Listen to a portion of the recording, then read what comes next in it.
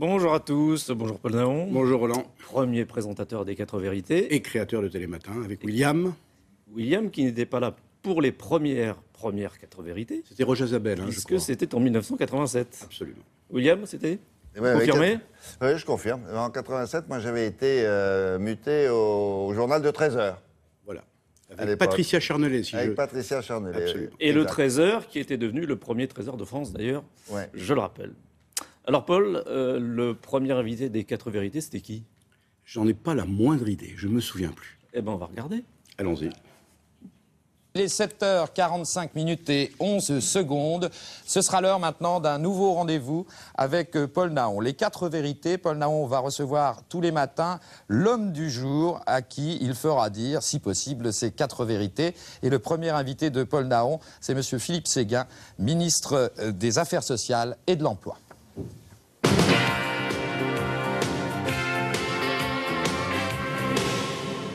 Monsieur Séguin, merci d'être mon invité ce matin. Vous aurez rencontré avant la fin de la semaine tous les syndicats. Qu'avez-vous à leur dire de nouveau? Qu'avez-vous à leur apporter de concret? Surtout, pourquoi avoir attendu 11 mois pour les rencontrer? Écoutez, nous n'avons pas attendu 11 mois pour les rencontrer. Le Premier ministre a eu des contacts périodiques avec les organisations syndicales. Alors le présentateur, c'était donc Roger Zabel. Oui. Philippe Séguin comme premier invité pour les 4 vérités. Oh, c'était pas mal. C'était pas mal. Oui, bon grand client. ministre, Philippe Séguin, grand ministre. Est-ce que c'était difficile, à cette époque, de trouver des invités pour la télévision le matin? Parce que une émission, une interview le matin, à la télé, c'est une première. Les premiers mois, c'était assez compliqué, parce qu'il fallait les forcer à venir. Mais très vite, le pli a été pris, et c'était devenu assez vite un rendez-vous assez incontournable. Et les hommes politiques se sont précipités pour venir parler, évidemment. Alors, en 30 ans, vous avez suivi toutes les interviews télévisées, vous avez suivi toutes les interviews radio, vous avez présenté Envoyé spécial. Qu'est-ce qui a changé dans la façon d'interviewer? Je crois qu'il n'y a pas beaucoup de choses qui ont changé. Vous, Roland, je vous vois régulièrement tous les matins, vous posez des questions, vous essayez de faire sortir, non pas la vérité, mais en tout cas une information. Ce qui a beaucoup changé, c'est le média training des hommes politiques qui se sont parfaitement mis à la page du jour et ils sont assez formidables. Sauf qu'il faut leur C'est-à-dire faire moins de spontanéité? Moins de spontanéité, beaucoup de langue de bois, et c'est extrêmement compliqué. Ce qui a changé aussi également, c'est la façon d'interviewer d'une certaine façon. À savoir que souvent, je vois ici ou là, dans les radios, dans les télévisions, l'intervieweur qui devient un peu la star, au lieu de... C'est-à-dire que l'intervieweur est la vedette, voilà. Et l'interviewé, voilà. Le comparse. Absolument, et que le temps est compressé, que les hommes politiques font du média training, ils sont assez formidables dans la langue de bois, et que c'est notre rôle aussi de faire sortir, non pas la vérité, mais en tout cas une information. Est-ce que, entre nous, vous avez souvent entendu 4 vérités dans une émission? Oui, souvent, souvent. Oui, souvent. Non, souvent. Il y a quand même des journalistes qui arrivent à faire sortir des vérités, absolument. Pas la vérité, mais des vérités. Mais est-ce que le problème, ce n'est pas aujourd'hui qu'on cherche la petite phrase et pas l'explication? Oui, le temps s'est compressé. Il faut aller de plus en plus vite dans un monde de plus en plus complexe. Et aujourd'hui, pour un sujet, la mort, la vie, le sida, l'invité est obligé de répondre en quelques secondes. C'est épouvantable. Voilà, le temps s'est compressé, la concurrence, Internet, les réseaux sociaux. Voilà, c'est très difficile. Justement, les réseaux sociaux, qu'est-ce que ça a modifié? Alors, je crois que les réseaux sociaux ont profondément modifié la donne. D'une certaine façon, comment vous dire, moi, ce que je trouve assez terrible, c'est les réseaux sociaux qui alimentent les rumeurs. J'ai un exemple très précis, moi, qui m'a absolument bouleversé. C'est l'histoire d'Éric Woerth. Éric Woerth, qui a été une sorte de chasse aux sorcières, de médiatique. Il a été cloué au pilori, dès le début. La justice est passée, l'a complètement blanchi sur toutes les affaires, Bettencourt et le champ de course. Et je crois que... Il y a d'autres cas, il y a aussi Gérard Longuet, par exemple. Il y a Gérard Longuet, et on n'a pas rétabli la vérité. Et c'est ça qui est absolument terrible. On n'a pas rétabli...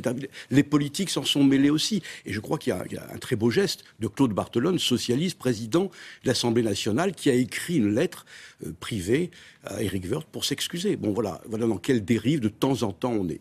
Est-ce que cette dérive, d'après vous, elle est irréversible? Je pense, oui, irréversible. Si on n'y prend pas garde, elle est irréversible. Qu'est-ce qu'on peut faire pour essayer de corriger le tir? Très franchement, je ne sais pas. Être beaucoup plus rigoureux et attention aux rumeurs, et attention aux réseaux sociaux, attention à la concurrence. Il faut aller de plus en plus vite. Il y a aussi l'exemple très célèbre de Martin Bouygues qui est mort. On l'annonce tout de suite. Hop, il n'est pas mort. Et c'est épouvantable. Pour notre métier, c'est épouvantable. L'information en continu, est-ce qu'elle aussi, elle modifie la Non, donne? Oui, bien sûr, mais c'est formidable, mais aussi ça c'est travers, parce que tout va très vite, tout va trop vite, on ne vérifie plus, et voilà, on annonce des choses, des rumeurs qui ne sont absolument pas vérifiées le lendemain, et il est assez, il est assez rare que des journalistes s'excusent.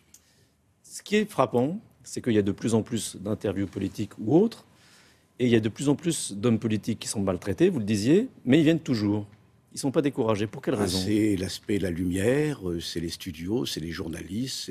Voilà, moi je me souviens d'un ministre dont je tairai le nom, un ministre important qui m'a dit récemment, moi je me levais tous les matins, j'allais voir mon cabinet en leur demandant est-ce que je passe à France 2, est-ce que je passe à TF1, est-ce que je passe à Télématin, vite, vite, dites-moi, il faut que je passe, avant même de voir quelle était l'importance de l'affaire, quels étaient les dossiers à traiter. Pour lui et pour beaucoup, l'important, c'est la télé.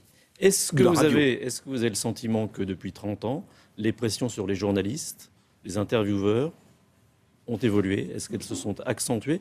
Ou est-ce qu'au contraire, il y a plus de liberté? Non, moi j'ai depuis 35 ans de bons et loyaux services à France Télévisions, envoyé spécial, à Télématin, au Cas de Vérité.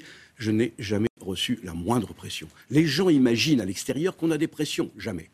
Vous avez quitté la télévision, oui, mais vous restez actif? Absolument. Je travaille pour une ONG, une organisation non gouvernementale, la Chaîne de l'Espoir, dirigée par le docteur Chesson et le professeur Deloche. C'est formidable. Et j'y suis vraiment de 9h du matin à 20h le soir, et c'est formidable. Merci Paul Nahon. Merci Roland. William?